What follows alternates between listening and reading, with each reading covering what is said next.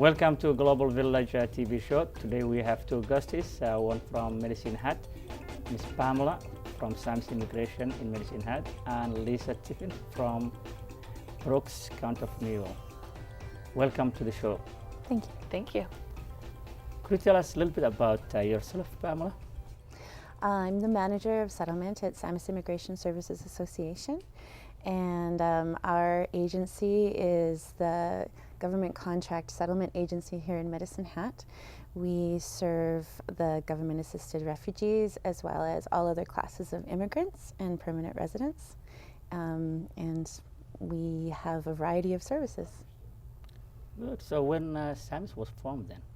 Saamis, almost 25 years ago, under the name of Saamis Immigration Services Association. However, there's been a settlement agency here in Medicine Hat since the 70s when the first Vietnamese people came. Wow. Mm-hmm. That's good to know. Lisa, could you tell us a little bit about yourself? Sure. My name's Lisa Tiffin. I work for the city of Brooks, and I've been living in Brooks for the past 4 years or so. When I first started with the city, I, as a special interest, started taking on the Welcoming and Inclusive Communities portfolio and started working with city officials, city staff, and the Newell Regional Expo Board to start delivering welcoming and inclusive communities programs, events, and initiatives. So 4 years later, the program is still going very strong and gathering a lot of momentum. Good. Thank you very much. Pamela, if someone is new arrival or newcomer to the city of Medicine Hat, what would they know and how would they get in touch with Saamis and what you offer to help those people? Well, as far as finding the agency goes, you can find us in the in the phone book or on the internet. We have a website as well, Saamis Immigration Services. If you Googled immigrant services in Medicine Hat, that's probably what would come up first. And of course the people who, because we are a destination city, so we have government-assisted refugees who are destined directly to Medicine Hat, and so we pick them up at the airport. As far as services, the analogy I like to use is if you can imagine being dropped out of an airplane with only 2 suitcases and maybe a couple loved ones, anything you would need to set up to start your new life in Canada, that's basically what we assist with. So housing and getting signed on for things like social insurance numbers and Alberta healthcare, school registration, all of the needs. And our services are needs specific. So those basic primary services that government assisted refugees have because they've just arrived with no contacts or home base may not be necessary for all immigrants, but at our agency, we also have the LINK program, which offers language training. We have Community Connections, which is our volunteer program where we match people up with mentors or English coaches or community ambassadors. Our settlement core services, of course, again, helping with the day-to-day issues that come up with living in Canada in a new country. We have a settlement worker in school program that assists families and the schools communicate with one another for greater success in the schools. We have evening programming with a variety of things that go on, such as budgeting. We have a citizenship program where people can take classes to take their citizenship test when they're ready. And you name it, we've got it. There you go. Thank you very much. Lisa, I've been in Brooks and County of New York for a long time. I have known you for some time. And you've been Expo director. You did a great job for Expo and other initiatives. What would someone, for example, outside Brooks should know about Brooks and nationalities living in there? Well, Brooks, for many years now, probably about the past decade, has been known as one of the most multicultural communities in Alberta. It's not a very big community. We're only about 13 or 14,000 people, but we do have a large number of immigrants coming in from all across the world and people migrating to Brooks from all across Canada for work. We have a very, very strong workforce, and there's lots of job availability. So somebody new coming into Brooks should know that we do have a long history of being a welcoming community and that we do have very strong supports and structures set in place to help people settle in our community and help people integrate within the population that is there already. I understand also the first African settled coming from the south was in Brooks area, John. Yeah, John Ware is one of our most famous former residents. He was a slave in South Carolina, and then after emancipation he made his way to Texas on a cattle drive, and then from Texas slowly made his way up to Canada and eventually settled in Dutchess, just north of Brooks. So yeah, he's one of our most famous residents. He was known as Alberta's most famous black cowboy. There you go. And he was actually honored this February for Black History Month. Canada Post had a stamp created with his face on it, so honoring his stories and recognizing all that he achieved. So yeah, we have a very long history. That was 1800s. So. Wow, that's good to know that at least he's being recognized by the Canada Post, and that's good for Brooks and County of Newell. Coming back to Medicine Hat, do you serve also outside Medicine Hat, like Redcliffe and other places, or just has to be someone in Medicine Hat? Well, our services are provided in Medicine Hat. However, we serve permanent residents from the surrounding areas as well. They simply need to make their way to Medicine Hat. Redcliffe is so close, of course, that would be easy, but especially when it comes to advice and information and referral, those things, of course. When someone comes to the agency, they simply have to show us that they're permanent residents of Canada, and we do an intake, they become a client, and we're theirs. So is Medicine Hat point of entry as far as the government is concerned, like yes. Toronto or other places as point of entry? Yes, we are a destination city, and so all destination cities are expected to receive 1% of their population. We have about 60,000 in Medicine Hat, so we get about 60 government destined refugees per year. Plus we serve all the other people who come in other classes of immigration. So that should have been the case of Brooks area then, because we have a large number of refugees and immigrants alike coming to Brooks. Yeah, we're not recognized as a destination city at this time, so what we see is a lot of secondary migration. So it sometimes can create a struggle because we don't know when people are going to be coming in and specifically where they're coming from. So there's a little bit of uncertainty and just a lack of information, but it's been happening for a long time, so we've kind of gotten used to it. CAC has also called us for consultation when it's become a question of what to do, and we like to share the wisdom and the experiences that we have. We get the same from Brooks when we have a case that we need to consult on as well. So there are some supports, but as you said, just it's the size of the city that determines whether you're a destination city or not. So when you say refugees and immigrants that you serve, is it refugees just from the continent of Africa, or when you talk about immigrants, also you serve immigrants from European immigrants, other refugees from other places in East Europe, or does it just have to be defined with current refugees coming from Africa? Well, Africa, but the whole world. There's no limitation what country it comes from. It depends on the UN and the Canadian government and the Immigration Citizenship Canada.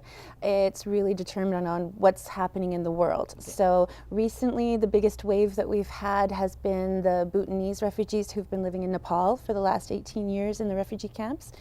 From Bhutan. There was a refugee camp that was set up for them in Nepal 18 years ago, and they've been sitting there since. Some of the kids were born there, and so that's the latest big sweep of people who have been coming in to Canada, across Canada, because they're trying to exit that particular camp and get those people placed in permanent countries so they can move on with their lives. Wow, but we have from around the world. It doesn't matter what the continent, if there is some form of political or devastation situation, that's where the United Nations goes, and after that it's communicated to all the United Nations countries that are supporters, and that's who we get. So it's not just Africa, it's the whole world. No, that's very good. So having people coming from Nepal then. Well, yeah, they're originally from Bhutan, but they've via Nepal. Oh, okay. No, that's good to know. the challenge that we have in Brooks, County of New York, we have also, apart from the wave of current refugees and immigrants and foreign recruits in Brooks that we also have the Mennonite, somehow long-time immigrants from that area. Could you want to tell us a little bit about it? Yeah, the Mexican Mennonites have been in our area and most across southern Alberta for a long time, and they have a pretty interesting story in that their origins are German, and yet they are from Mexico. So we do see a lot of Mexican Mennonites settling permanently, and then we also see some that have dual citizenship that go back and forth between Canada and Mexico. So many of them work as temporary foreign workers on farms and that sort of thing. So theirs is an interesting story. What challenge do you have, for example, with the immigrant population in general, regardless of if they are refugees or immigrants? What challenge that Saamis face that you think that can come sometimes tough to? Communication is one. What other challenge do you have? Well, as you said, communication can be very difficult and language differences. Generally, we don't see it as our challenges, we see it as the challenges for our clients. And it's always very individual based on the needs of the clients. I would say that Medicine Hat's a very welcoming, inclusive community, but there's some misinformation out there about how people come to us and what sort of benefits they have. It's really, if they're being supported by the Government Assistant Refugee Program, it's not that they're getting tons of money, it's very, very minimal, but there's the urban myth out there that they're getting much more than they actually are, which can be a challenge because this can cause a little bit of resentment between the Canadian-born people who don't understand. Really, I think that the biggest challenge goes with the biggest priority in most people's lives, and that is to work and provide for their family, which of course language plays into that. If your English language skills are a little lower, it's hard to find a better paid job. So it's the time it takes to acquire that language, which again is individual, it depends on the person, and the opportunities to move ahead from that just subsistence job towards a better future. I think that because our city is smaller than, say, Toronto or Calgary or Edmonton, we have different challenges from them in that we don't have a huge ethnocultural base of any one population. So as far as finding camaraderie and support in your kinsmen and your people from your home country, that may not present itself if there's only 3 of you. However, it's actually also a benefit in that everyone works together. So we are the United Nations because when we have our link class, it's people from all around the world, at least 5 or 6 different nationalities represented minimum at any time. And it's great for the newcomers to be exposed to other cultures, because just as we in Canada may never encounter diversity if we stay in our own part of our world with our own colleagues and kinsmen. When that happens in other countries too, there's much more homogenous countries. So when they come, they're presented with the whole world in their classroom, which is actually, I think, a real benefit because it teaches everyone that we all have in common, that we want the best for ourselves and our families, and they become ambassadors for diversity, not just because they represent a visible minority, but because they understand diversity that maybe they didn't have the concept of from before.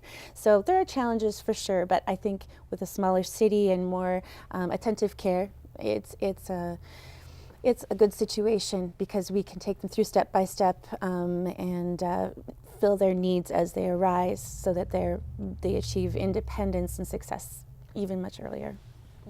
Just following what Pamela mentioned about the newcomers, regardless of refugees or immigrants, and then the mainstream Canadians, which don't understand sometimes the other group, which is the same challenge that we have in Brooks and County of New York. How you see those two different views from the mainstream to the group that were born here, and I call them cowboys. And the people coming, because each one have a story to tell.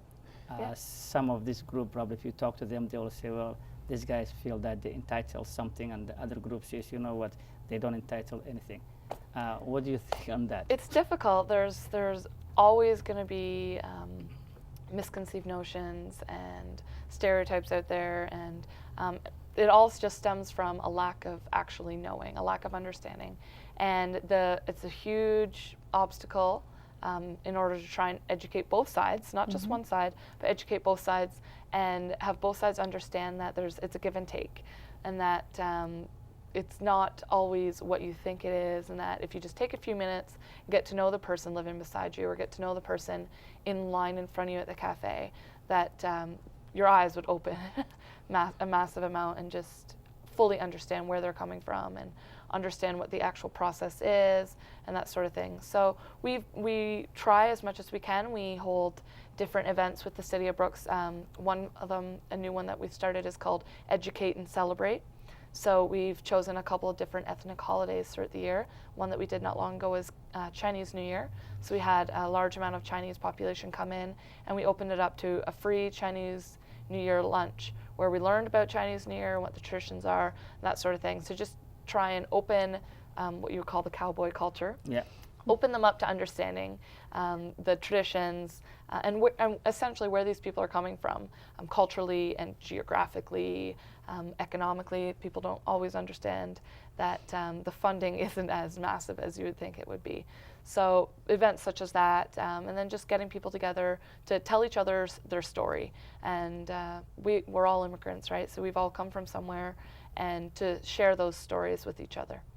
So that also been said, Expo was founded based on those ones. You want to tell us a little bit about Expo, since you've been also director of one of the directors in Expo? Sure. The goals of the Newell Regional Expo were essentially to educate and to bring people together. So it was supposed to be a 3-year program. In the first year, there was a big event. It was a 3-day event, and it brought together members of our community of varying different backgrounds, different ages, different talent levels, just everything. Brought it together for a children's festival. There was a multicultural conference. There was an art display. There were lots of different displays. A Taste of Expo was one of the most popular events. It was food from different cultures were shared amongst people, and you could get a taste of different styles of traditional cooking and that sort of thing. So that was held in 2008. Was a big 3-day event, and then in the consecutive years, 2009, 2010, there was further research done in which the Newell Regional Expo Board hired a consultant to get out into the communities, to talk to people about diversity and talk to residents to understand what being a truly welcoming and inclusive community should look like in their community. And it wasn't just Brooks. We did the County of Newell, so the rural areas, and then the smaller urban areas around the County of Newell as well. So the research was compiled and action plans were made, and a lot of action has taken place since then. So it was a really great project. And the outcome was having Brooks having a coordinator of the welcoming. Yeah, part of that was an outcome that was identified early on in the stages, early on in the consultations, was that there, in terms of on the city side of things, just the municipality, there wasn't somebody specifically who focused on diversity initiatives and welcoming inclusive community issues. So it was suggested that a position be created within the city's organizational structure. And so we tried that out for 6 months. It was a great success, and now it's a permanent full-time position that we have. Yeah, that's great, and I think you will be instrumental for the project, and great to say that we have a good gentleman, Jeff, and he had a very good mentor, that's you, and that's great for the community to have Jeff to be the coordinator for the welcoming, and we hope he will succeed. Coming back also to Saamis, do you have other offices around Alberta, or just based in Medicine Hat? No, we're based in Medicine Hat. Yeah. I thought you had Saamis Immigration in Lethbridge sometime. No, Lethbridge has their own settlement agency. Okay. Yeah, and they're operated out of Lethbridge Family Services, Immigrant Services. So they are another destination city. So they have their own agency. Yeah, because I remember sometime back we used to have Saamis Immigration in Brooks. Well, the time. Saamis actually helped to set up the immigration serving agency in Brooks and Lethbridge. We have a pretty long history, and so our elders, our management was asked to go out and help with setting up agencies in Brooks and Lethbridge, and then of course the city. Meaning the community, took that on, and it's always best to work from within, and they took over the torch. So once it was set up. That's good. That's why we have global immigration, and after that now we have BSIC. Doing the great job for the community. What do you think the advantage of diversity population in any given community in your own opinion? Well, I've traveled to over 40 countries. Wow. So I'm a big believer in diversity and learning from other people's cultures. Wow. Yeah. I think that, first of all, it's Canada. So diversity, whether we recognize it or not, is inevitable because diversity includes more than ethnic diversity. And culture is more than just racial or cultural diversity. So I think that everyone brings gifts and talents and perspectives and wisdom, and the more ways that information is presented, the more opportunities people have to understand it. So 3 people could present the same idea in a different way, and maybe 2 of them wouldn't reach their listener, but the 3rd could. So the more variety we have with our exposure to different ideas and ways of viewing things, the more opportunity we have to become better people with a better set of knowledge and wisdom and enjoyment. So I think that diversity is essential to any community. What do you think the same one in your own opinion when it's the advantage of diversity in any given community? Yeah, I would echo what Pamela says, that it's essential for making a beautiful and strong community. You need different perspectives. You need that different set of knowledge. It's like trying to color a picture but only having one crayon. Like, you're not going to get very far. It's not going to look very nice. So the advantage of having a full variety and a diverse color set is like they're endless. So. Now, coming back, since both of you being a great ladies and get involved with community, newcomers such as immigrants have sometimes the same issues when it comes to domestic as a family. And to educate people for the value of family value to avoid or maybe minimize the problems of domestic violence. What you think, on your own opinion, when it comes to domestic violence, what advice would you be given, especially to the families or especially women? Oh, especially women? Well, I think domestic violence is everybody's issue. So I actually sit on the Regional Family Violence Response Committee. So it's important to educate both genders and everybody universally, but particularly that it's about respect and human rights. And when you come to a country, you agree to the laws of their land. And so a fact is a fact. It's against the law to harm another individual, regardless of gender or culture. And if that contradicts ethnic cultural beliefs, unfortunately, that's what you signed on for when you came. So it's about dignity and respect, and also finding another way to communicate and to solve your problems, and that's what we try to offer in our settlement services. So in other words, leave the chauvinistic views back home. Well, when you come to Canada, you can be chauvinistic if you wish, but you must not strike your spouse. That's for both sides. Yeah, we can't. Respect for the both. Absolutely, we can't dictate how people live their lives. There are mainstream Canadians who break the laws as well, and it's important to emphasize that it's everyone's personal culture is different. So we can generalize about a group of people by where they come from, but if a man truly loves a woman and she's his treasure, he would never think of hitting her, even if it's the cultural norm. So it's about respect. Well, that's good, because the culture sometimes is back home in many countries around the globe is men doesn't get involved with the dishes or day-to-day running in the house. Yeah. That's a woman issue. So having that idea to come here will be different than the way that the society live here. I clean the dishes, and as far as I'm concerned, I cook the food, which is fine. But some people still have that strong cultural belief. Yeah. And that's where we need to educate. What do you think of your own opinion? Yeah, again, I'll echo most of what Pamela said. It is a very important issue, and it needs to be handled as such. It's an issue not just for a man to look at or for a woman to look at. I know that currently our staff sergeant is working with a large number of our immigrant population, and one group in specific the RCMP is meeting with is just women, immigrant women. So trying to get the message out there that the authority are there to help, and that if somebody does come knocking on your door, that it's for the safety of the community, and that the RCMP play an important role in ensuring that human rights aren't being violated and that sort of thing. So there's education is a large part of it, and it'll take some time, but that's okay. One more thing, which is that you mentioned, we have RCMP in our area. We don't have city police yet. What is the role of the peace officers in our area that we have? I believe Medicine Hat has one, but different from ours. Yeah, the way that community policing works in Brooks is that there's the RCMP, and they do all of the policing for Brooks and the County of Newell.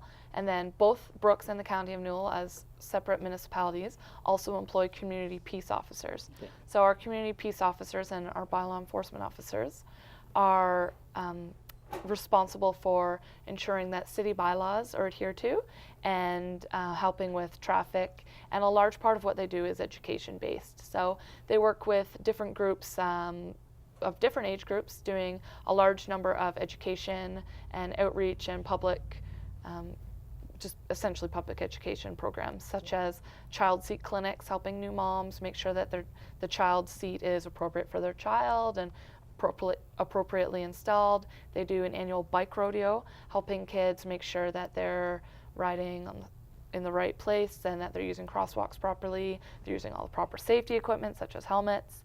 They do a number of programs with schools, like the school patroller, where they work with cross guards. So they do a lot of education outreach and help with the police, help the RCMP with ensuring that our community is safe and secure.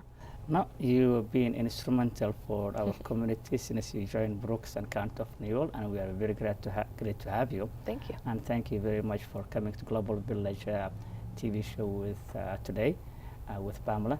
Thank you very much, Pamela, for coming Global Village today. My pleasure. And we hope you're making a difference, and we hope Saamis Immigration continues the good job that you have for Medicine Hat and the population of Medicine Hat. Thank you, both of you, being two great ladies. Thank you. Thanks. This is the end of Global Village TV show today, and we hope you will join us next time. Until then, this is Ahmed Kassim, your host of the program. Thank you very much for joining us.